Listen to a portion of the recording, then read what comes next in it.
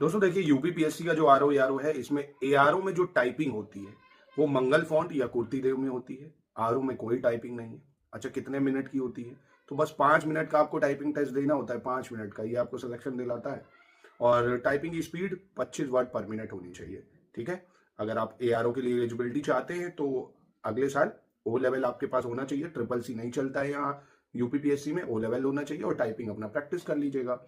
तो वो cut off के अकॉर्डिंग आप आरओ या एआरओ जिसमें भी सेलेक्ट होंगे आपका सिलेक्शन हो जाएगा। दोनों की तैयारी आप कर सकते हो ज्ञान सर एजुकेशन ऐप पे या स्टडी फॉर सिविल सर्विसेज के टेलीग्राम कोर्सेज को ज्वाइन करके पूरी तैयारी कर सकते हैं आप। और आरओ एआरओ या दोनों का पेपर एक ही होता है। ठीक है।